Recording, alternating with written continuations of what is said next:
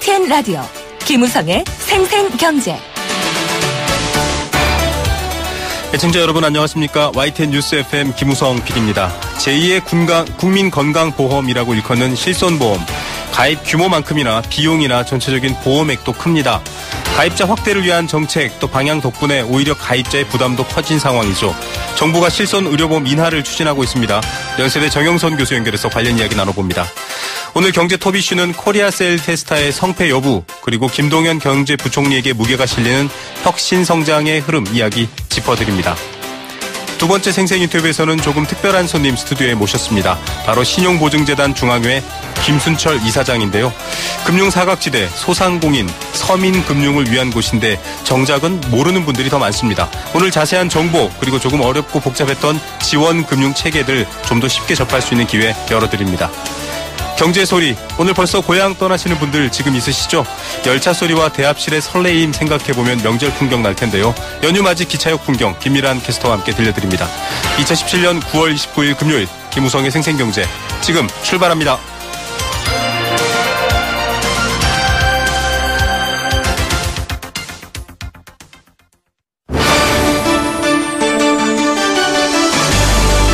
YTN 라디오 김우성의 생생경제.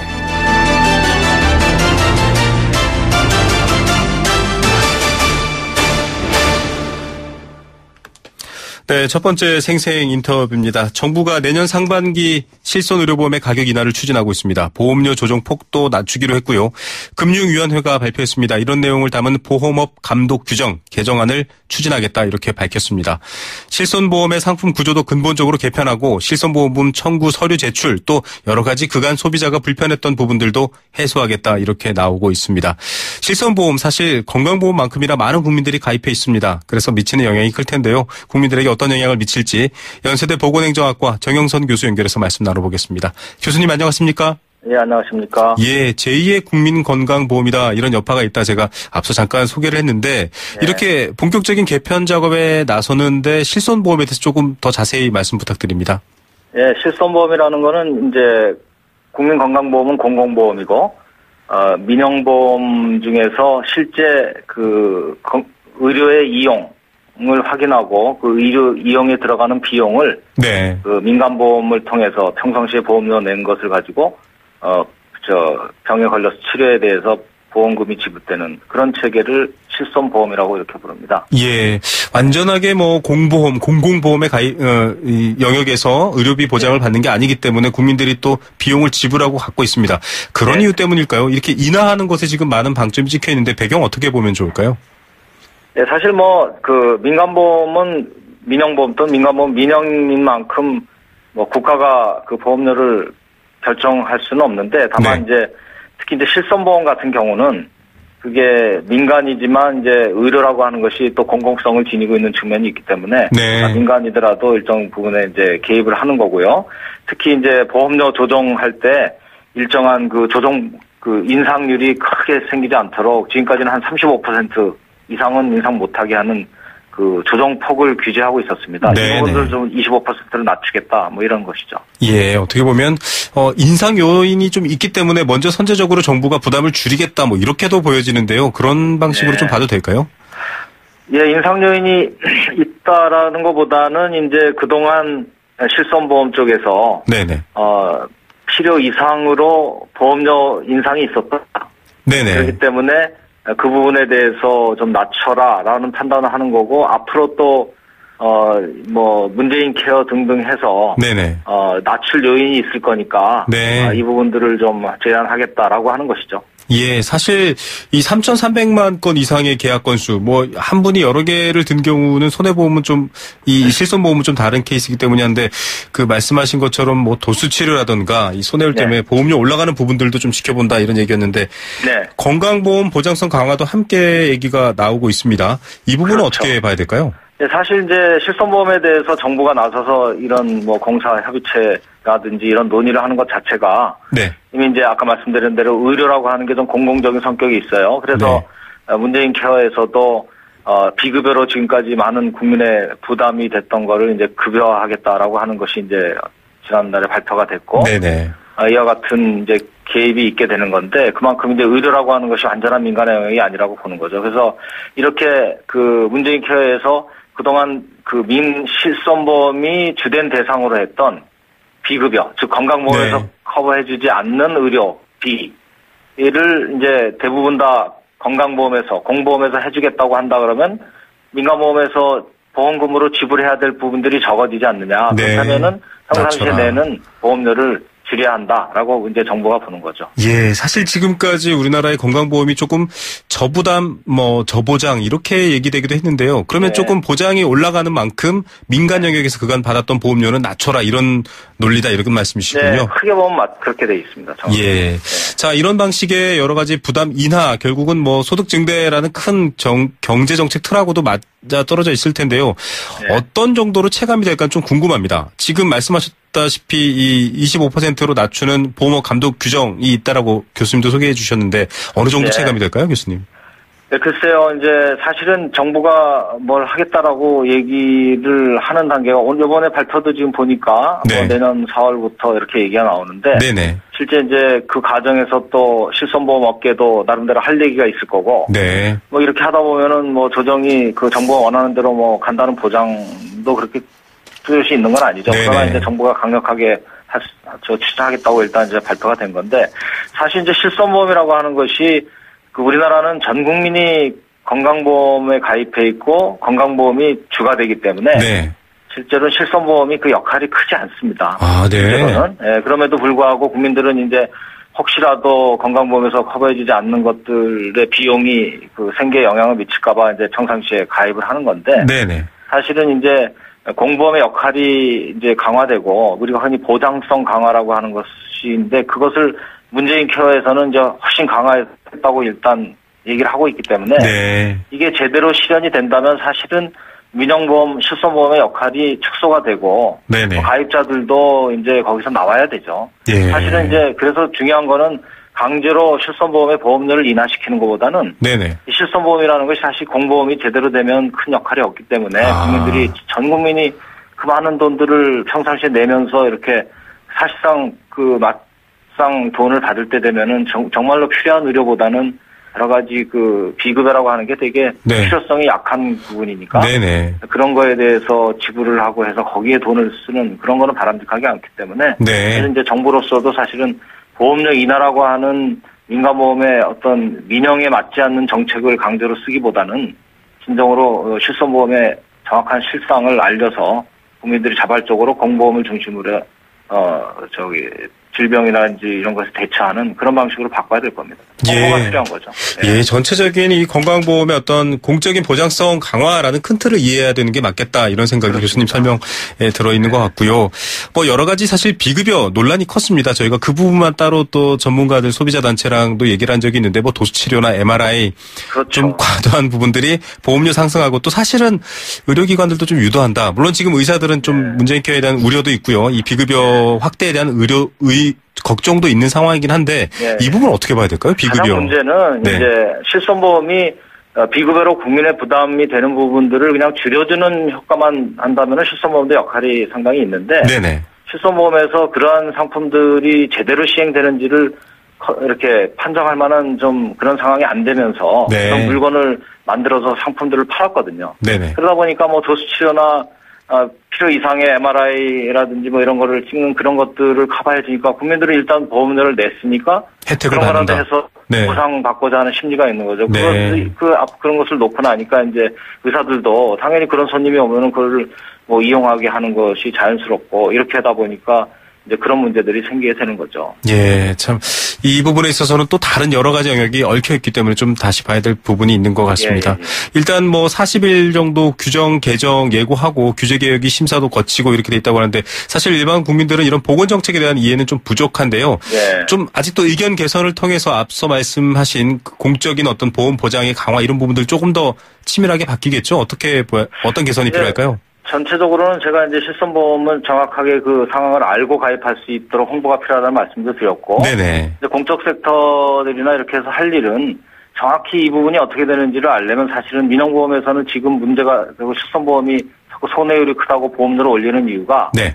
지금 이제 환자와 의사 사이에서 보험금 지급과 관련해 가지고 이루어지는 행위 모니터링도 못하고 지급을 해야 되는 입장에 있거든요. 실손보험사들이 네. 스스로 상품을 그렇게 만들었기 때문에. 네네. 그래서 이제 이 부분들을 사실 그 의료 행위들이 공보험의 경우는 건강보험 심사평가원이라고 하는 공적기구가 네. 중간에서 의료 행위가 제대로 이루어지는지를 모니터링하는 절차가 있어요. 네네. 바로 이 부분들이 지금 이제 제대로 없기 때문에 가령 그런 비급여 행위들이 제대로 일어나는지를 판정을 못하는 거기 때문에 네네. 민영보험의 경우도 건강보험 심사평가원과 같은 네. 어떤 그런 공적기구가 개입을 해서 그 의료 행위들을 판정을 하고 지불을 할 수 있는 이런 체계로 간다면은 실손보험도 나름대로 그 안에서 일정한 영역이라도 역할을 할 수 있을 겁니다. 그래서 그 부분이 상당히 중요하고 네. 이 부분에 대한 많은 논의가 정치적으로 이루어져서 네네. 기대해 봅니다. 예, 사실 이 부분이 핵심인 것 같습니다. 이 심평원이라고들 많이 얘기하는데 예. 공정하고 투명한 어떤 이 보험 지급 체계, 보장 체계에 대한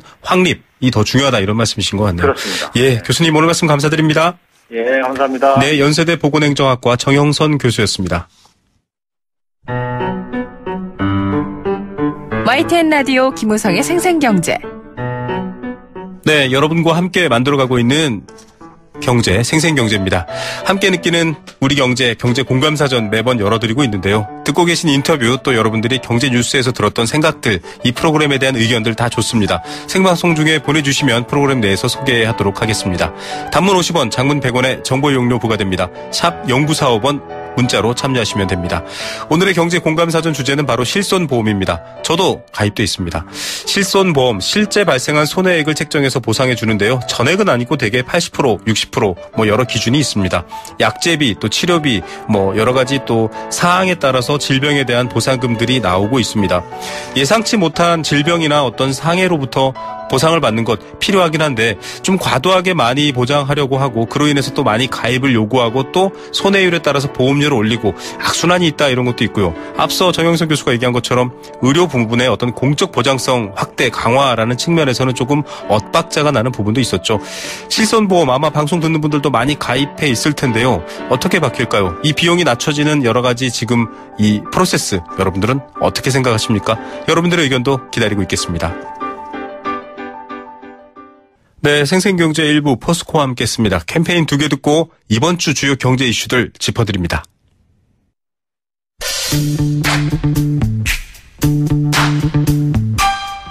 참 좋은 경제연구소 이인철 소장과 함께 이번 주 가장 중요한 경제 이슈를 정리해드립니다. 경제 톱 이슈.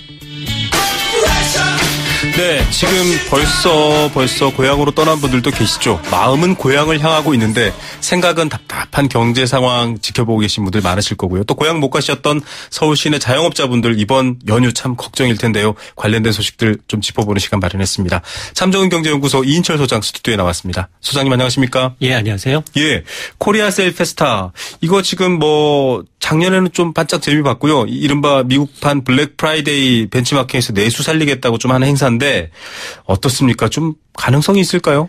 어제 시작했는데요. 네. 지금 시작됐는지 모르시는 분들 너무 많고요. 맞습니다. 그리고 지금 분위기가 좀 썰렁합니다. 지금 뭐 예기치 못했던 3대 악재가 있습니다. 네. 중국인 관광객이 급감하고 있고요. 그렇죠. 사드. 또 긴 연으로 지금 뭐 공항은 북새통입니다. 맞아요. 면세점에서 이제 면세품 찾는 게 어렵다는 정도 아닙니까? 네네. 그다음에 북한 리스크로 인해서 소비 심리 위축돼 있고요. 때문에 이번 추석 연휴 코리아셀 페스타가 내수 부양의 견인차 역할을 할 수 있느냐 좀 의심쩍다라는 이제 지적이 나올 수밖에 없는데 지난해는 나쁘지 않았습니다. 네. 정부의 통계를 보니까 지난해에도 이제 한 달 정도 할인 행사를 했거든요. 네. 덕분에 이제 4분기 소비 지출이 한 전기 대비 0.27%포인트 상향 조정되는 견인하는 효과가 있었고 GDP 성장률도 0.13%포인트 늘어났습니다. 네. 당연히 뭐 유통업체들 매출이 늘었죠. 네네. 그런데 지난해 이제 가장 크게 이제 기여를 한 게 유커들이었거든요. 네. 그러다 보니까 이제 면세점 매출이 뭐 36% 네. 가까이 늘었다는 겁니다. 근데 올해는 이제 사실은 지난해보다 이제 할인 업체도 이제 참여하는 업체도 많아졌고요. 할인 품목, 할인율 다양하게 했다라고 합니다만 과연 이 내수 진작 효과가 있겠느냐 뭐 지켜봐야 되겠지만 지난해와 같은 효과를 거두기는 좀 어렵지 않겠느냐라는 얘기도 있습니다. 네, 갑자기 뭐 소비 패턴을 바꿔서 국내 소비를 국민들이 늘릴까에 대한 걱정도 있지만 무엇보다 아쉬운 게 바로 중국 관광객 얘기 안 할 수가 없거든요. 맞습니다. 사드 참 복잡한 외교 안보적 이슈이긴 한데 경제적으로 참 악재입니다. 사실 중국도 지금 10월 1일 내일부터 이제 국경절 연휴입니다. 네. 사실은 중국인들도 굉장히 이제 해외 여행객 수요가 많은데 지난해 경우에는 우리나라만 이 국경절 연휴 동안 25만 명이 육화가 방한을 했어요. 네. 그래서 거의 뭐 6,500억 원 이상의 경제적 효과를 봤다라는 통계가 있는데 네. 올해는 지난 3월부터 이제 단체 관광을 아예 금하지 않았습니까? 네. 이러다 보니까 지금 상반기 그리고 이제 지난달의 경우에는 중국인 관광객 수가 한 70% 가까이 줄었습니다. 네. 그러다 보니까 올해 실제로 중국인들이 국경절 연휴 동안 해외여행 계획 얼마나 나갈 계획입니까? 라를 사전 조사를 했는데요. 네. 이 기간 동안 약 중국인 600만 명이 해외여행을 계획하고 있습니다. 네. 근데 이제 선호하는 여행지를 파악을 해봤더니 지난해 한국이 1위였습니다. 네. 근데 올해는 10위권 밖에 순위로 밀려났고요. 네. 태국이 1위, 일본이 2위, 싱가포르가 3위, 미국이 4위였어요. 네. 그러니까 이제 이렇게 지금 사드 간 갈등이 이제 해법을 보이지 않고 있는 가운데 이게 물론 뭐 관광객도 관광객이고요. 경제적 파급 효과, 네. 유통업체, 제조업체, 중국 침출한 업체들 그야말로 정말 이 추석일 대목을 이제 못 느낄 정도로 네. 굉장히 어려움에 봉착해 있는 상황입니다. 예, 저희도 뭐 인터뷰 통해서도 말씀드렸지만 이 사드로 인한 뺨 왜 우리만 맞고 있나. 지금 미국하고 일본은 오히려 또 더 다른 기회를 얻고 있다 이런 생각까지 들 정도입니다. 국내에서도 사실은 홍보 부족합니다. 저희가 그저께 그러니까 어제 시작됐는데 그제 이 코리아 셀페스타 너무 유통업만의 잔치가 되면 안 된다 인터뷰를 보낸 적이 있는데요. 그 뒤로도 뭐 별다른 뉴스도 안 보이고 잘 홍보 안 되는 것 같은데요. 맞습니다.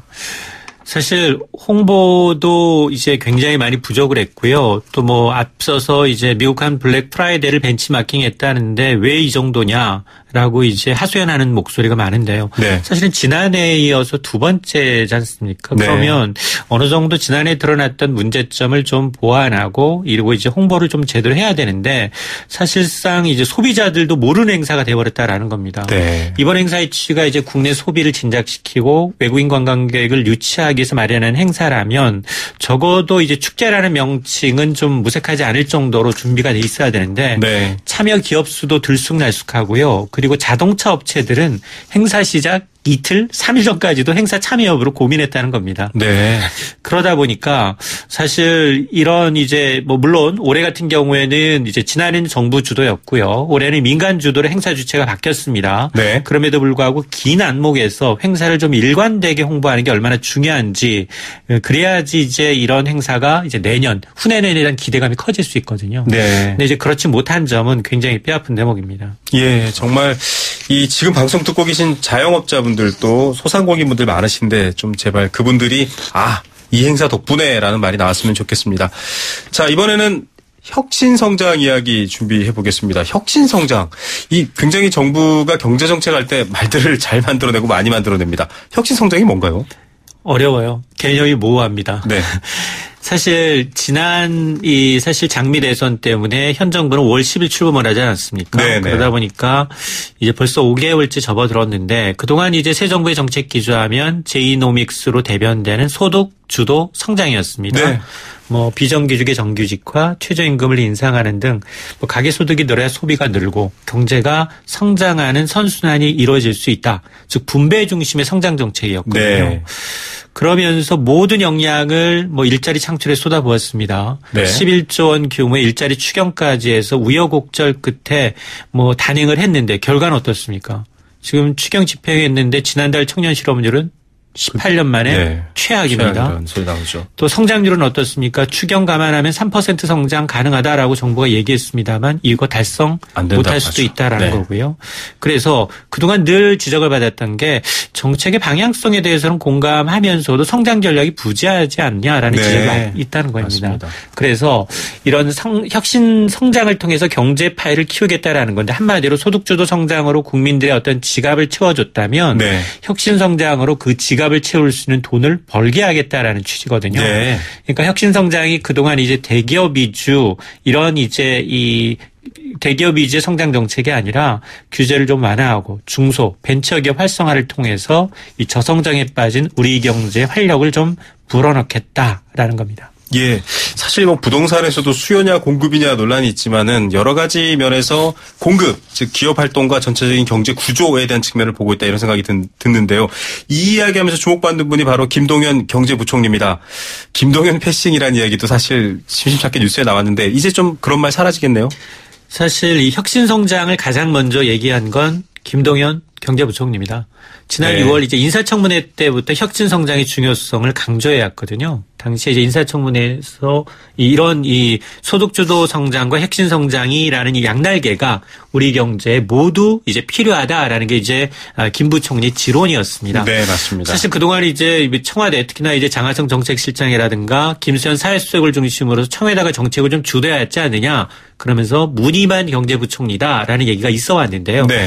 그러나 어쨌든 문재인 대통령이 혁신성장을 강조한 것은 김동연 경제부총리한테 힘이 실리는 계기가 되지 않겠느냐라는 겁니다. 네. 따라서 사실 김동연 경제부총리도 좀 어깨가 무겁습니다. 이게 지금 어떤 용어 자체도 어렵고요. 네. 그리고 대상공약집에는 들어있지 않았다라는 겁니다. 네. 그러면서 지난 8월에 발표했던 새 정부 경제정책 방향에서 이 나왔던 한 축이기 때문에 아직은 이 개념적인 추상적인 개념을 김 부총리가 이른 시일 안에 구체적인 비전, 로드맵을 어떻게 제시하느냐에 따라서 성과가 갈릴 것으로 보입니다. 예, 정말 어려운 숙제 받았는데요. 자, 낙수 효과 없으니까 틀렸다. 분수 효과로 가자가 아니라 지금 둘 다 끌고 가야 된다라는 얘기인데 짧게 정리 한번 해주시죠. 어떻게 하면 가능할까요? 사실 지금 가장 먼저 그럼 해결해야 될 과제가 뭐냐. 이구동성으로 혁신성장은 어차피 이제 공급자 측면의 문제라면 네네. 규제 개혁을 1순위로 꼽고 규제 있습니다. 개혁. 네. 과거 산업에 맞춰서 만들어졌던 복잡한 규제가 최근 이제 신성장 동력으로 떠오르고 있는 뭐 인공지능이나 사물인터넷, 뭐 바이오, 공유경제, 네. 새로운 산업의 발전을 가로막고 있다는 겁니다. 네네. 그래서 이제 사실은 이제 뭐 이전 정부에 제안했던 뭐 규제 프리존이라든가 네. 서비스업 발전법 같은 게 지금 계류가 돼 있거든요. 네. 근데 지금 이게 지금 계속해서 이제 여당의 반대로 인해서 지금 시행이 되지 않고 있습니다. 네. 그래서 김동연 경제부총리는 이 두 가지 법안에 대한 조속한 입법을 지금 추진하고 있는데 이런 이 정부의 규제 완화는 물론이고 이제 앞으로 이런 창조 경제가 이제 뭐 퇴색되었다면 혁신 성장이라는 말 이외에도 뭐 벤처 중소기업 발전을 위해서 여러 가지 이 창업 생태계를 조성하는 등 이 종합적인 구체적인 이 가이드를 많이 마련돼야 되는데 이게 나와야지 그동안 사실 우리는 좀 IT 기업의 개별 1위 기업은 있었는데 네네. 시너지 융합이 좀 부족했거든요. 네. 그러니까 이제 새로운 산업이 어떤 기존 산업과의 기득권을 좀 어떤 교통 정리해주고 이 창조적 파괴를 좀 가로막는 어떤 낡은 규제를 근본적으로 좀 재정비하는 기회가 돼야겠습니다. 네, 정책이 새로운 만큼 규제 환경도 새로워야 된다라는 말은 필요한 얘기입니다. 오늘 말씀 감사드립니다. 네, 감사합니다. 삼좋은 경제연구소 이인철 소장이었습니다.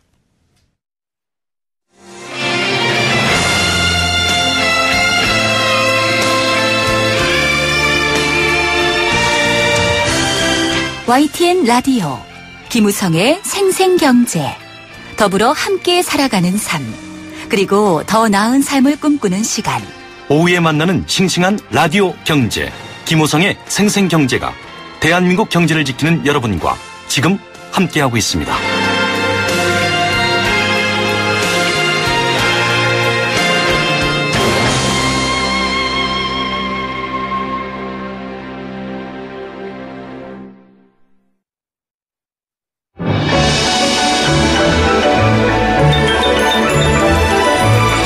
오늘의 경제를 들여다보는 시원한 창 YTN 라디오 김우성의 생생경제 생생 인터뷰 네, 두 번째 생생 인터뷰 앞서 오프닝 때 예고해드린 대로 오늘 조금 특별한 손님을 모셨습니다. 자, 모두가 다 부자면은 뭐 걱정이 없겠지만 그렇지 않은 분들이 많고요. 특히 금융 사각지대라는 말이 있습니다. 1금융권과 좋은 저리의 금융을 이용할 수 없는 분들, 또 중금리를 가기도 어려운 분들, 다양한 분들이 있습니다. 경제 상황이 다르기 때문인데요. 이 사각지대를 없애고 모두 골고루 금융 지원 또 금융의 혜택을 받을 수 있도록 고민하는 곳이 있습니다. 바로 신용보증재단 중앙회인데요. 오늘은 특별히 신용보증재단 중앙회 김순철 회장님 스튜디오에 모셨습니다. 회장님 안녕하십니까? 네, 안녕하십니까? 네. 김순철입니다. 예, 좀 사실 신용이라는 문제가 과거보다 아주 중요해졌습니다. 그만큼 금융 환경이 또 급변하고 있기 때문인데 보통은 대부업체를 찾아다니시는 분들 또 여러 가지 신용 등급이나 여러 가지 문제 때문에 좀 걱정이 많은 분들이 도움을 받고 싶다 이런 생각을 하는데 신용보증재단 중앙회가 그런 역할을 하고 있는 곳이라고요? 그렇습니다. 저희 신용보증재단 중앙회와 전국에 16개 시도에 설치되어 있는 지역신용보증재단은 신용도가 낮고 담보력이 부족한 소기업 소상공인을 위한 전문 보증기관입니다. 네. 일반적으로 소기업 소상공인은 신용도가 낮고 담보력이 부족합니다. 그렇죠. 그래서 금융기관으로부터 대출을 받기가 어렵고 대출을 받는 경우에도 금리 이자가 굉장히 높습니다. 네. 신용도가 낮은 소상공인 등이 대부업체로부터 자금을 조달하는 경우에는 지금 법정 최고 금리가 27.9%이지 않습니까? 네네. 그래서 최고 27.9%의 이자를 지급해야 되는 경우가 있어서 네. 큰 경영애로로 작용하고 있습니다. 맞습니다. 그래서 소기업 소상공인이 설사 신용도가 낮고 담보력이 없다고 하더라도 네. 필요한 자금을 적게 조달할 수 있도록 네. 저희 신용보증재단 중앙회와 전국 16개 지역신용보증재단이 보증을 해주고 있습니다. 네. 그러면 저희로부터 보증을 받은 네. 우리 소상공인 등 또 영세 자영업자 등 일반 서민이 네네. 3 내지 4%의 아주 낮은 금리로 필요한 자금을 조달할 수 있습니다. 예, 지금 앞서 저희가 뉴스와 이슈에서도 소상공인들 얼마나 힘든 상황인지 말씀드렸죠. 코리아셀페스타 다 해외로 나가시고 여러 어려운 상황인데 지금 귀가 번쩍 뜨일 것 같습니다. 3, 4% 정도. 예, 결국은 신용보증재단 이름 그대로 이런 분들이 안전하게 좀 혜택이 좋은 금리의 금융상품을 이용할 수 있도록 보증을 서준다 이렇게 이해하면 될까요? 예, 그렇습니다. 일반적으로 은행에서 이제 대출을 받으려면 신용이 높은 사람은 신용도에 의해서 신용으로 대출을 받으면 됩니다만은 신용이 낮은 사람은 네. 일반적으로 금융기관에서 담보를 요구하지 않습니까? 맞습니다. 그런데 소기업 소상공인의 경우에는 신용도가 낮을 뿐더러 또 제공해야 될 담보도 부족합니다. 네. 그래서 저희 신용보증재단에서 이러한 소기업 소상공인들이 담보처럼 활용할 수 있도록 네. 저희가 한 통상 1%의 보증료를 받고 보증서를 발급해 주게 됩니다. 아, 네. 그래서 아마 지금까지 이러한 그 소기업 소상공인 또 우리 영세 자영업자 등 한 426만 명에게 네. 약 한 94조 5천억 원의 신용 보증 지원을 했고요. 네. 금년 8월 말 현재 기준으로 약 107만 명이 19조 6천억 원의 보증 지원을 받고 있습니다. 생각보다 많은 금액의 많은 분들입니다. 426만 명. 이 영세 자영업자들은 정말 이 듣고 계신 일반 청취자분들보다 더 잘할 것 같습니다. 좀 대표적인 보증 상품을 듣고 싶은데요. 이제는 사업 힘들다고 주변 친구들한테 야 은행 돈 빌려야 되는데 보증 좀 서줘 이게 아니라 신용보증재단이 있다는 게 좀 반가울 것 같습니다. 어떤 상품들이 있나요, 회장님? 저희가 운영하고 있는 보증 상품은 크게 일반 보증 상품과 특례 보증 상품 이렇게 두 종류를 운영을 하고 있습니다. 네네. 먼저 일반 보증 상품에 대해서 말씀을 드리면 네. 소기업 소상공인들이 가게를 운영하거나 공장을 운영할 때 운영자금이나 시설자금이 필요하지 않습니까? 네. 그래서 이러한 운영자금이나 시설자금을 쉽게 조달할 수 있도록 이제 보증을 서주는 일반적인 그런 보증 상품이 되겠고요. 네네. 특례 보증 상품은 정부가 이제 다양한 정책을 추진하고 있지 않습니까? 네. 이러한 정책이 효과적으로 추진될 수 있도록 저희가 보증 금액과 보증료를 우대해서 지원해주는 정책형 맞춤형 보증 상품이라고 말씀드릴 수 있겠습니다. 네. 예를 들어서 말씀을 드리면 최근 조선업이 굉장히 어렵지 않습니까? 그렇죠. 그래서 조선업의 협력사와 또 조선소 인근에 소재하는 우리 소상공인들이 네. 매출 감소로 큰 어려움을 겪고 있습니다. 네네. 그래서 저희가 이러한 조선 협력사와 조선소 인근의 소상공인들의 경영 애로를 해소하기 위해서 약 1조 2천억 원 규모의 조선업 구조 조정 특례 보증 상품을 운용을 하고 있습니다. 네. 그리고 최근에 이제 뭐니 해도 가장 중요한 게 일자리 문제지 않습니까? 그렇죠. 그래서 정부에서도 일자리 창출을 위해서 다각적으로 노력을 하고 있습니다. 네. 그래서 저희도 이러한 정부 정책에 발맞추어서 일자리 창출과 청년 실업 해소를 위해서 일자리 창출 및 청년 창업 기업 지원 특례 보증을 운영을 하고 있습니다. 네. 이러한 저희가 지원하고 있는 보증 상품은 저희 중앙회나 또 16개 시도에 설치되어 있는 지역신용보증재단의 홈페이지 그리고 네. 이제 콜센터 아마 알아두시면 좋을 전화번호라고 생각이 되는데요.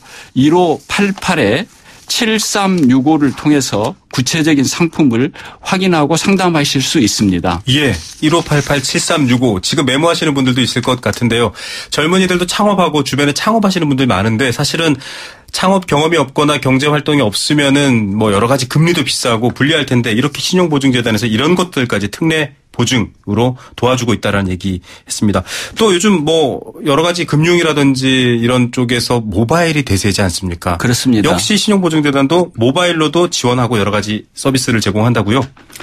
그렇습니다. 이제 요즘 뭐 IT도 많이 발달이 돼 있지 않습니까? 네. 그런데 특히 이제 소기업 소상공인의 경우에는 보증을 이용해서 금융기관으로부터 대출을 받으려면 최소한 한두 번씩은 보증기관이나 금융기관을 방문을 해야 됩니다. 네, 맞습니다. 그런데 아시는 것처럼 소상공인들은 사실 혼자서 경영하거나 부부간에 예, 경영을 하기 때문에 사실 일손을 내기가 굉장히 어려운데요. 네. 아무리 생업에 바빠도 보증서부 대출을 받기 위해서는 보증기관 및 금융기관을 방문하는데 네. 많은 시간을 소비하게 됩니다. 가게를 닫아야 되는군요. 네, 그렇습니다. 그래서 저희가 이러한 소상공인의 불편을 해소하기 위해서 모바일 보증을 작년 4월부터 시행하고 있습니다. 예, 정말 간편하겠습니다. 잠깐 네. 그 모바일 보증 제도에 대해서 좀 설명을 드리면 네네. 이제 보증부 대출이 필요할 때 네. 보증기관이나 은행을 직접 방문하지 않고 네. 지금 아마 우리나라의 대표적인 시중은행이 기업은행, 국민은행, 하나은행, 농협은행, 우리은행, 신한은행 등 6개 은행이 네네네. 있지 않습니까? 이런 6개 은행에 모바일 앱이나 인터넷을 통해서 네. 보증 및 대출 신청을 하면 네. 저희 지역신용보증재단의 직원이 네. 직접 현장을 방문해서 신용조사도 하고 보증심사를 거친 후에 네. 전자보증서를 발급을 하게 됩니다. 네네. 그러면 금융기관은 신청자의 온라인 계좌에 대출금을 입금하는 방식으로 운영이 되고 있습니다. 예, 정말 이런 서비스 들어보면 이건 정말 돈이 필요하고 아쉬운 이 소상공인을 옆에서 지켜본 사람이 만들 수 있는 서비스다 싶을 정도로 예, 저도 정말 박수 쳐드리고 싶은데요. 게다가 사실 이 금융상품, 금융기관별로 금리가 다르지 않습니까? 그렇습니다. 조금 더 싸고 유리한데 알려주는 서비스까지 제공한다고요? 그렇습니다. 이제 저희가 금리 알림이 시스템을 운영을 하고 있습니다. 네. 이제 저희가 보증을 서주더라도 신용등급이 똑같은 두 사람의 경우에 네. 고객에 따라서 어느 은행으로부터 대출을 받았느냐에 따라서 네. 저희가 조사를 해보니까 높게는 네. 한 2% 정도의 금리 차이가 예, 네. 나는 경우가 있었습니다. 그래서 저희가 소상공인들이 네네. 보증서부 대출을 통해서 금융기관으로부터 자금을 네네. 조달하는 경우에도 가능한 한 이자가 싼 금융기관으로부터 대출을 받을 수 있도록 하기 위해서 네. 신용도별로 각 은행의 금리를 알려주는 금리 알림이 시스템을 운영을 하고 있습니다. 네. 따라서 이제 소상공인이 자금을 대출을 받을 때 금리 알림이 시스템을 통해서 네. 각 은행의 대출 금리를 비교를 해서 네. 가장 낮은 금리의 은행이 어디인지 네. 직접 선택을 할 수 있고요. 네. 또 이게 어려우면 신용보증재단 창구에 오셔서 네. 상담을 하면서 가장 유리한 은행을 요청을 하면 저희 신용보증재단 창구에서 직원이 가장 유리한 은행을 안내해 드리고 있습니다. 예, 정말 아마 네. 지금까지 약 한 5만여 명이 넘는 사용자가 네. 이런 금리 알림이 시스템을 통해서 네. 가장 금리가 낮은 은행을 이용해서 대출을 받은 것으로 이렇게 확인되고 있습니다. 예, 정말 지금 소상공인분들 듣고 계시면 든든하실 것 같습니다. 자, 어떻게 하면 이 신용보증 지원이 받을 수 있는지 궁금하실 텐데요. 한 번 더 알려주시죠.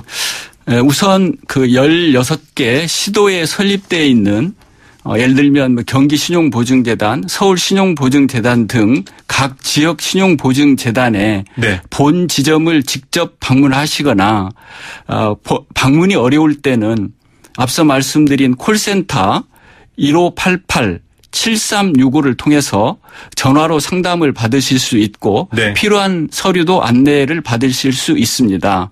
또한 요즘은 이제 인터넷을 많이 활용하고 있기 그렇죠. 때문에 포털 검색창에서 해당 지역에 소재하는 신용보증재단을 검색하시면 네. 자세한 이용 방법을 안내받을 수 있습니다. 예. 또한 앞서 말씀드린 바와 같이 앱스토어를 통해서 원하시는 시중은행의 모바일 뱅킹 앱을 다운받아서 네. 스마트폰이나 인터넷을 통해서도 직접 앞서 말씀드린 대로 지역신용보증재단의 본지점 네. 은행을 방문하지 않고도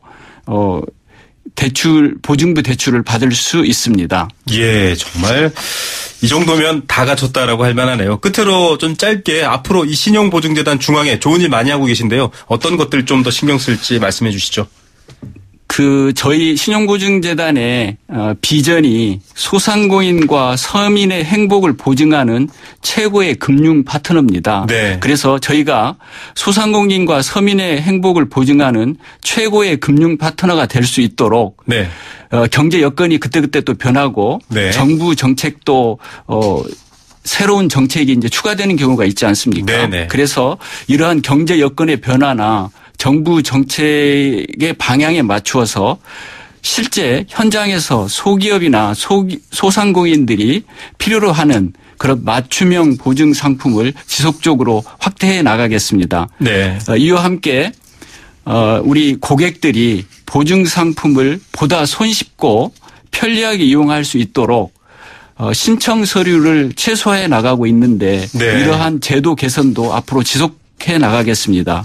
네. 이러한 맞춤형 보증 지원을 확대하고 이용 제도를 손쉽게 이용할 수 있도록 개선함으로써 네네. 궁극적으로 우리 고객인 소기업과 소상공인들이 경영 애로를 해소하고 경쟁력을 강화하면서 최후적 또 궁극적으로는 우리 서민경제 활성화와 국가경제 발전에 기여할 수 있도록 저희들이 지속적으로 노력하도록 하겠습니다. 예, 서민과 경제라는 말 멀게 느껴졌는데 참 가깝다라는 생각 오늘 신용보증재단 중앙회 통해서 느낄 수 있었습니다.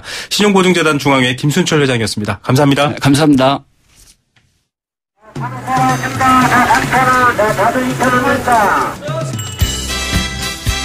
우리 삶의 경제 현장을 들려드립니다. 생생경제, 경제의 소리.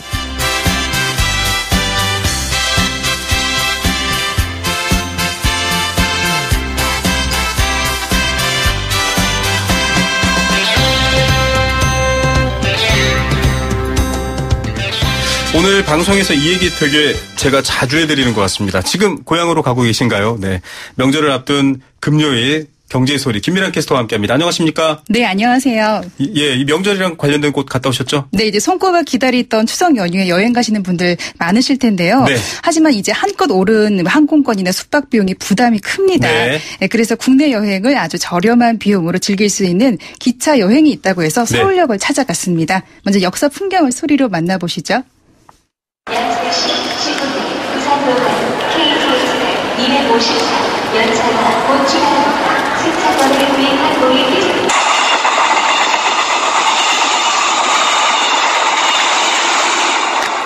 저 이 풍경, 저도 네. 지방에서 서울 왔다 갔다 해서 아주 익숙한 것 같아요. 이번에 뭐 여행 가는 분들도 꽤 많은데 기차는 네. 어떻습니까? 이 기차가 코레일이 정말 좀 저렴하게 가격에 나왔는데요. 네. 알뜰 기차 여행 상품을 선보이고 있습니다. 네네. KT 열차 운임을 최대 70%까지 할인하는데요. 저렴한 기차를 이용할 수가 있습니다. 예, 뭐 싼 것들 많을 텐데 가격대 궁금하네요. 네, 우선은 101개 기차 여행 상품이 마련되어 있는데요. 네. 가격대가 당일 코스는 2만 원대보다 저렴하게 선을 보이고 네. 있습니다. 자, 정말 연휴에 해외 나가시는 분들도 있는데 눈을 좀 다시 돌렸으면 하는 바람이고 시간은 어떻게 됩니까? 기간은 언제 되죠? 네, 오늘부터인데요. 오늘 네. 29일부터 10월 9일까지 운영이 되는데요. 네. 서울역 코레일 여행 팀장 김용만 씨를 통해서 더 자세히 들어보겠습니다. 네.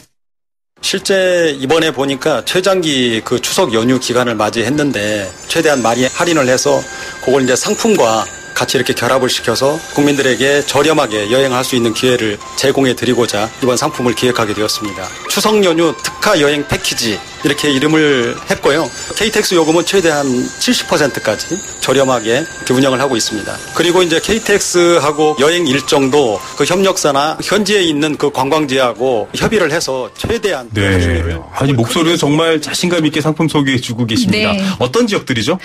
우선 섬이나 둘레길 자연 경관을 볼 수 있는 부산, 여수, 목포권으로 구성이 되어 있고요. 네. 가족의 사랑 여행은 각 지역의 명소와 리조트를 연계해서 저렴한 가격선에 맞춰서 제공을 하고 있습니다. 네.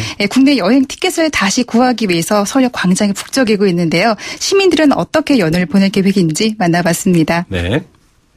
산소 갔다가 저는 마산에 있는데 고향 난 고성입니다. 맛있는 거 해먹고 그렇지. 일단은 아침에는 시댁 식구들하고 차례를 지내고요. 친정 식구들하고 군산 여행을 계획했었거든요. 한 달 전에 예매를 했어요. 저희가 대식구기 때문에 TV에서 군산 여행지로 많이 떠서 먹거리부터 군산 거리가 많이 나왔기 때문에 이번 연휴는 좀 길어서 해외여행 가려고 하거든요. 보라카이로 가요. 표 구하기가 힘들어서 조금 일찍 신청했었어요. 그냥 계속 바쁘게 지냈어서 가족들 보는 것도 좋은데 좀 쉬고 싶어가지고 다녀오려.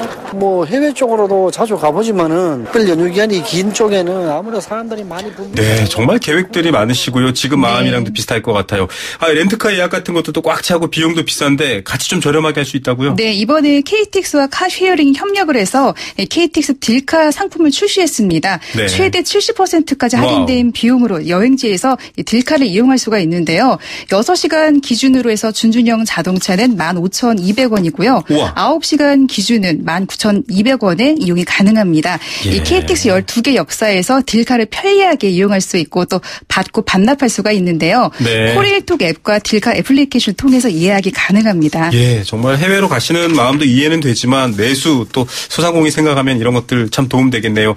예매나 구입할 수 있는 방법 다시 한번 안내해 주리고 마무리하시죠. 네, 레츠 코레일 홈페이지 또는 스마트홈에 코레일톡에서 예매할 수가 있는데요. 전국의 주요 역사 코레일 여행센터에서도 예매가 가능합니다. 네. 또한 여행지에서 렌트카보다 더 저렴하게 좀 이용할 수 있는 팁을 알려드리면 네. 각 지자체마다 시티투어 버스가 운영이 되고 있죠. 있는데요. 네, 주요 명소를 코스대로 좀 편리하게 더 구경할 수가 있으니까요. 실속 있는 국내 여행 계획을 세우시는데 도움이 되시기 바랍니다. 네, 연휴입니다. 조심히 안전하게 여행하면서도 이런 국내 여행 상품 또 기차역의 풍경들도 즐겨주시기 바랍니다. 오늘 소식 감사합니다. 네, 감사합니다. 네, 김미란 경제캐스터였습니다.